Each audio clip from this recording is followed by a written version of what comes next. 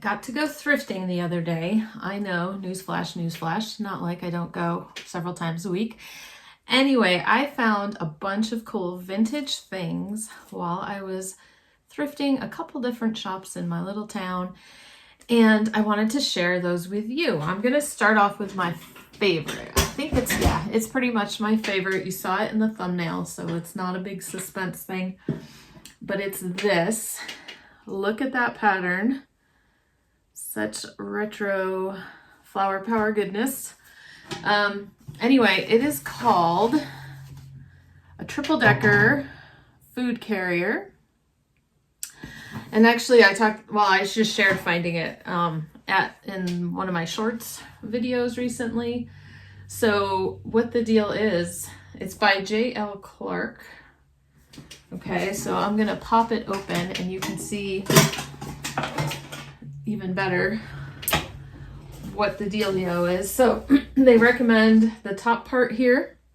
You can put a pie or a cake or, you know, something little like that, like cookies. And then you open the next section, right? So then you lift off that next section. Sorry, I'm trying to get it up high enough. And inside, I was so excited, the little thermos convertible is in there. It's still new, so I know the whole thing is new, right? So that's in there where you can put some hot food or whatever. And then you have another little container in here. So it's for picnics, you know, carrying more than one kind of dish to a gathering or a picnic or party or something like that. Anyway, I could not believe that was still on the shelf at the thrift store, because it's new old stock, but just the pattern is like so amazing. Like, this is so cool. Anywho,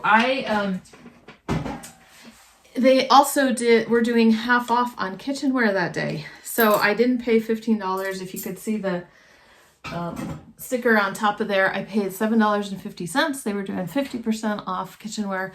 It was a day, I thought they normally just did clothing, but maybe they're kind of overrun with certain categories at the thrift. And so they were expanding the days that they do some of their sales. So that was exciting. So that was my favorite, I would say, vintage find for that day. But I also found some pretty rare pieces of glass. So stay tuned for that as well. But let's backtrack a little bit. I did go to our little the bins outlet clearance center, whatever you want to call it. It's not Goodwill. I've talked about it on my channel quite a few times, and you just get really good deals at that place. So I've said it before, but you kind of gather up a bunch of stuff and they give you a price. If it's kind of like a shopping basket size, it's about $5. If it's a huge black trash bag full of stuff, it's $10, but it can be anywhere in between. It can be $3 if you have less stuff, $2, anywhere in there. So I paid $5. I'm not showing you everything because not everything was vintage, but I did pick up a couple neckties while I was there. I picked up these square end wool, like woven or knit neckties. This one has a tag, Cacharel, I think it is. It's Paris. And this one is missing the tag, but it's like the same tie in a different colorway. So I know the brand on that one. I might even just put them together. We've sold, I promise, the necktie video is coming soon, but I have sold those square end neckties, very 80s, you know, but there's a market for them, and, you know, it'll sell, they'll sell. But along with that, probably the same person who donated was another one, and it's green. It's got a hint of blue in it, but what was exciting was that it's Pendleton. So it has another little tag over here, and it's a square end as well. So vintage, made in the USA is what this little tag says. So it's 100% wool, and I think that one will do okay, especially considering I didn't hardly pay anything for it. And then the next necktie, which is super fun, and I have sold these before, they're right in the $20 range. Ralph Marlin. Can you imagine wearing that with your suit? Anyway, super fun. This one is King Salmon. So it says it right there, written on it, the name of it. And then here's the tag, is Ralph Marlin. So Ralph Marlin ties are generally licensed or novelty type ties. And they don't all do great, but the fish ones I seem to do okay. And the last fish ones I sold on Ruby Lane. And so I might just pop that one on there as well, because you never know. Okay, so what else did I get there? That might have been it. Oh, no, this one. Okay, so it's a little drawstring velvet bag. Now, I'm taking it with a grain of salt. It came with this. It was probably at a yard sale or some kind of show or something like that, but it probably yard sale. And it says antique purse, $3. So, you know, I have to figure out, I mean, to me, it looks old for sure. The inside has some old fabric, older style fabric. There's, you know, some discoloration and fading in the velvet, kind of a crushed velvet. So this style was popular probably like 20s or 30s. So I'm just going to double check with a couple people whether this, you know, definitely is an antique purse or not. And anyway, but that was at the bins. So again, I didn't pay that much.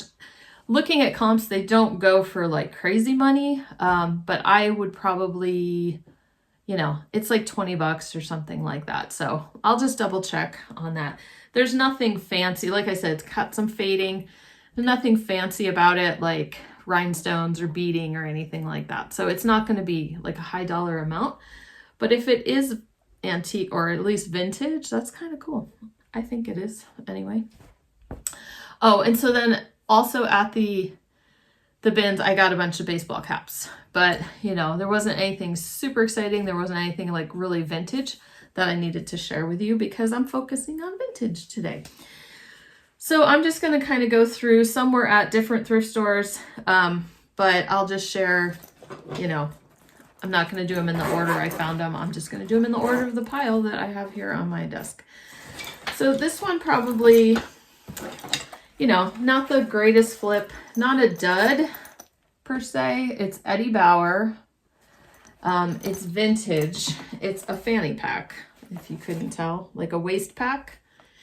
And I love the color, very 80s, 90s retro color. It's made in Korea, so most likely 80s. It's in really, really good condition. I did pay $5 for it, which was too much. But we're going to shoot for 15 to 20. So that's, you know, they're not that uncommon, but I think the color will work in its favor a little bit. Then I got this little new in box. They're Victorian tins. Isn't that funny? But they're from 1990 and they're House of Lloyd and they're still new. So I kind of got these for the, oh, look, see the plastic and all that stuff is in there. I kind of got these for the cottagecore crowd. You know, these will either go on eBay, you know, not Etsy, Ruby Lane. I haven't quite decided where, or I will probably be doing a Facebook sale as I'm still trying to get myself a little bit organized. Haven't done the Facebook sales in that quirky group in a while because I've just not been organized enough to do it. So I might save or try these there first. And then if I get no takers, then I'll go ahead and move them over to, you know, one of my other sites. So $3, I don't know, probably 12 to 15, probably no more than that. Okay, then I got this fun thing, this wall hanging. This one is, oh, haha. This one is probably a keeper.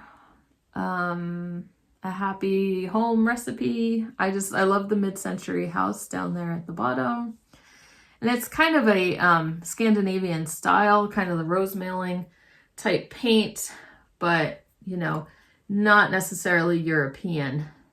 You know, the house looks very American. So I just liked the whole concept of it. I have a lot of like this type of folk design type stuff. And so I really need to kind of get a collage. We moved about a year ago, and I still have stuff to decorate my kitchen stuff still packed away. So maybe this will inspire me to pull some stuff out and make a collage wall, and I'll share it with you when I do that. I bought this purse.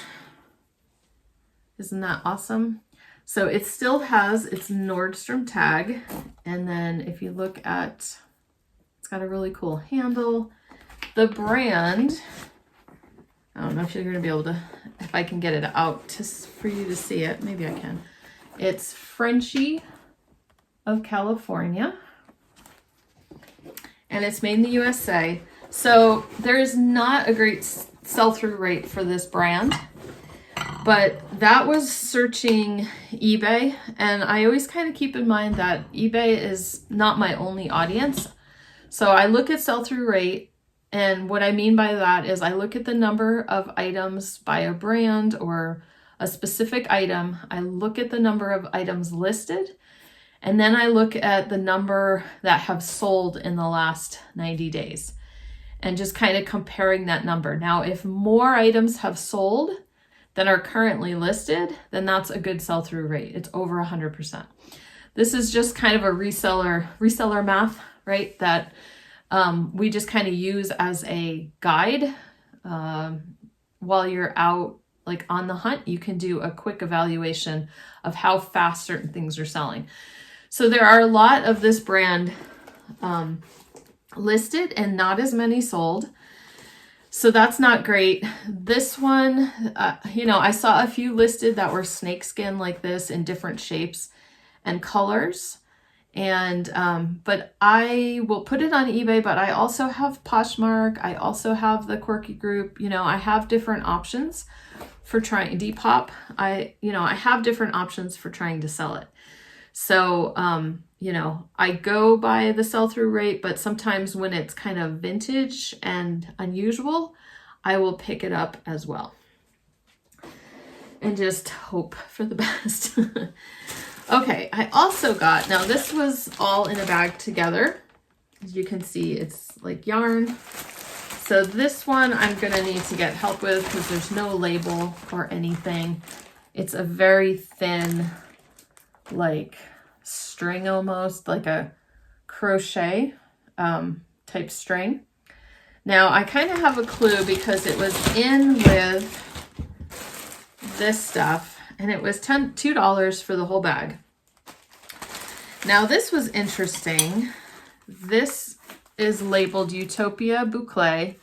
So it's a boucle type yarn, okay? And it is similar to the yarn on the cone. So I don't know if I could just call it the same thing, but maybe I need to ask somebody. Anyway, very thin. So I start looking up that brand, Utopia Yarns, and you can see the little logo right there. Now, the only information I can find about Utopia Yarns is all, like they did a lot of advertising with postcards. So there's a lot of postcards for sale all over the place. Someone on eBay is selling just the wrapper to a skein of yarn as ephemera kind of thing. But nobody, like I can't find comps for any real yarn that was sold, some in lots. Like I found a lady just sold a bunch of antique yarn or, in like a lot. Okay. I think it was on WorthPoint. I think it was like $60, but it was, for different brands and different things. So the advertising and the information I can find about this brand is when it was like at the height of its popularity was like 1900 to like 1920. So early 1900s. So I believe this is antique yarn. I'm like, this is so cool.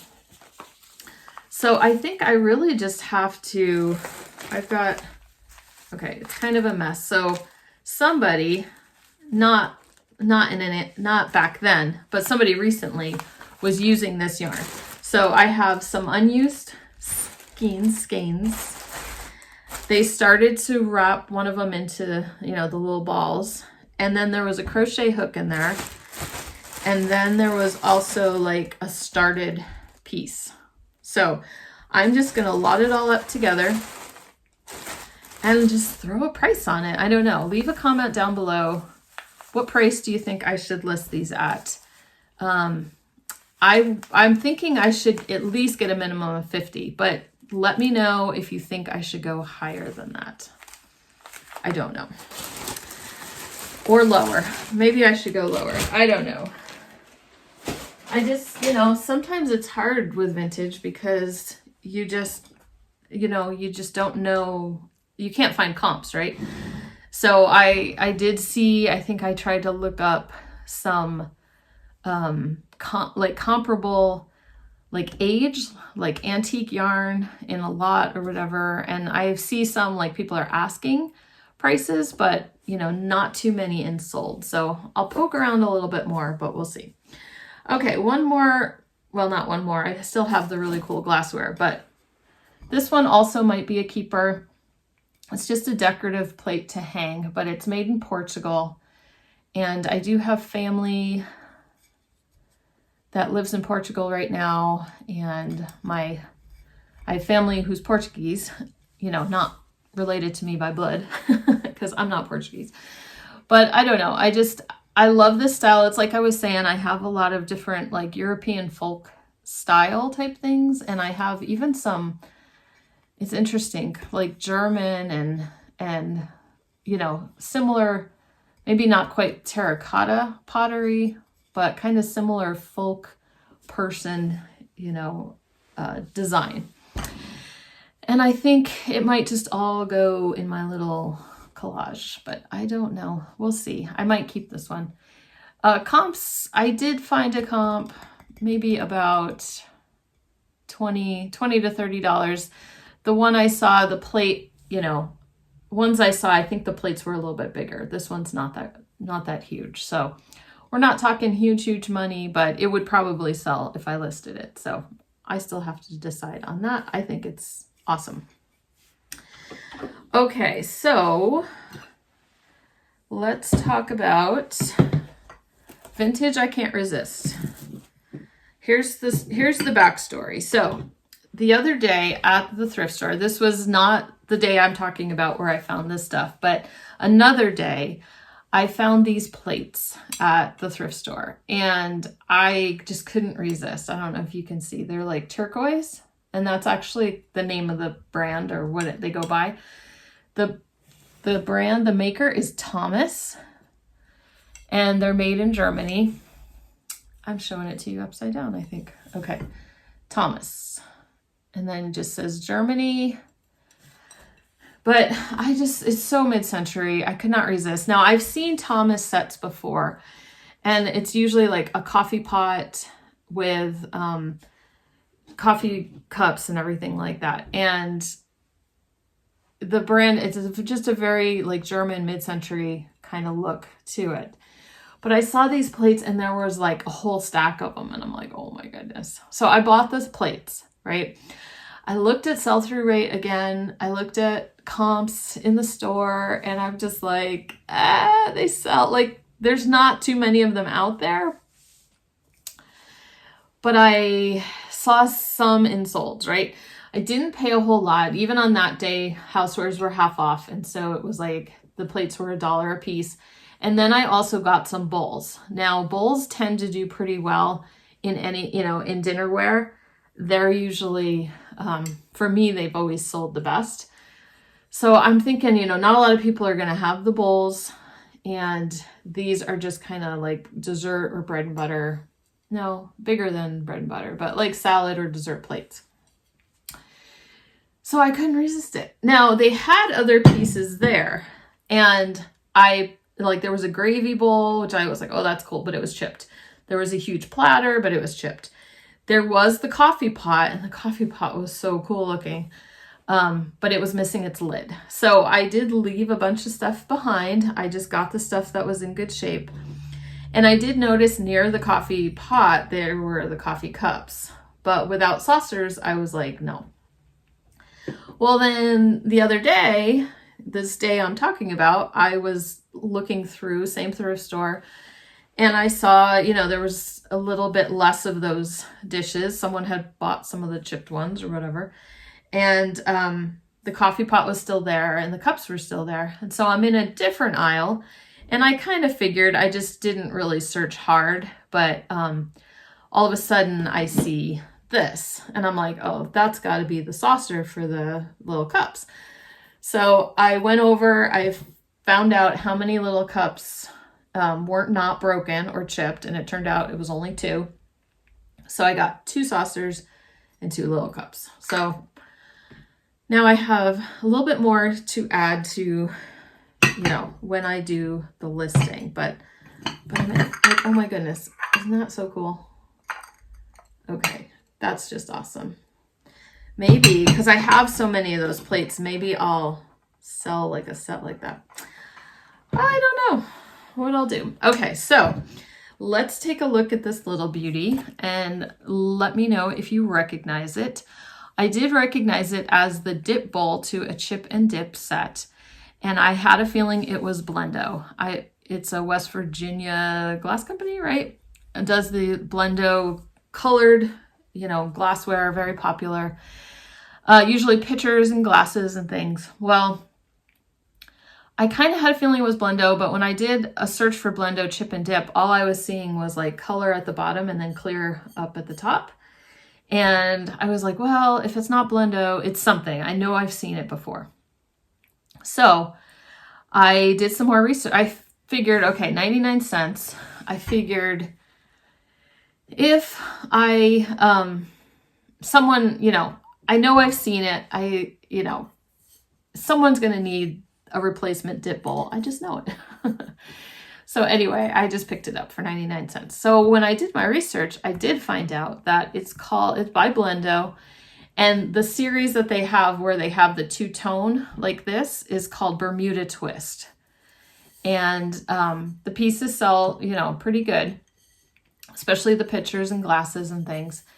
And I did find one comp. If I can find it again, I'll pop it up here. Someone sold, and I can't remember, I think hers was theirs was a different colorway, and she sold it for like $33. Okay. So I just figured, you know, someone's going to want this, but it's actually a fairly, you know, hard to find, not a common piece of glassware. So that was super exciting. That was at Goodwill for 99 cents. And I'll shoot probably for about that same price. Now, my really exciting find was 2, they're goblets. They're not huge. You know, they're on the smaller side, but they are lavender. Look at those beauties. Isn't that no damage or anything like that? Now, you might know the pattern. Anyway, it's Tiffin glass or Franciscan. I was reading the history about the company, and there's like a combo, you know, a combining of those 2 companies. Well, this pattern is called Madeira, and Franciscan, you know, wanted glassware that would complement their dishes. And Madeira was one of those patterns that came in different colors that could go with different dishware patterns that they had. So I have, personally, I have Madeira, like a really dark brown glass, and they're bigger glasses, and we just kind of use them every day. The other day, I did find a bunch of clear Madeira glassware, and it was super cheap, same thrift store as this, and I just picked up a bunch of it. I have to get stickers off of it and things like that, and then I'll be listing that. But then I saw these, and I was like, no way, like lavender. I'm like, that's crazy. So doing my research, I found a seller. I just remembered something. Okay. I found out the color of these is Twilight. It's a pale lavender. Now there's the plum color, there's a deeper purple, purplish red, and those are kind of all over the place, but these are really hard to find. So I did find one seller recently who sold one for $40. Now her picture shows the glass glowing under black light. Okay, so I do need to test that. Okay, so I thought I would share with you the results when I tested this glass under the black light. So this is what it looks like under regular light. And then that's what color it is when you shine a black light on it. So I don't know if that's uranium glass that changes the purple to like a pink fuchsia, or if it's something else. So I am seeing the word neodymium bandied about as far as the type of glass this is, but I'm also seeing like where it's going from a light blue to a purple, pink, or whatever. So I don't know if that's exactly the same thing as what's going on here, but in any case, it's not uranium, but it's some other kind of element or, you know, composition of the glass that makes it change color under black light, which is pretty cool. And I'll add that to my listing, you know, whether it if it glows or whatever, I'll make sure to add that to my listing. But anyway, I think I can ask $40 for this, you know, $40 each is what I'm going to do. I did see other comps in the past that was like $40 for two. But I think maybe she just, you know, because she highlighted the fact it glows and there aren't any listed right now, she went ahead and asked for $40 for one. And colored glass is having its moment, right? And it's just such an unusual color. So I'm super excited about that. And that also was on half price day for the kitchenware. So I only paid $1 a piece. Okay, so those were my fun finds, my fun vintage finds. I did find some other things, like I said, but nothing super exciting to tell you about. Let me know in the comment down below which item you liked the best, or let me know of an awesome vintage find that you had recently. And I will see you later on this week with my what sold video. And I will also have another video coming up. I forgot to mention in my last what sold that I have sold some fabric. So if you've been thinking about that or waiting for that, then I will have a video probably next week about the fabric that has sold so far of what I've listed, and some other fabric bolos, you know, fabric things to be on the lookout for. So that's kind of what's coming up down the pike. And I will talk to you soon.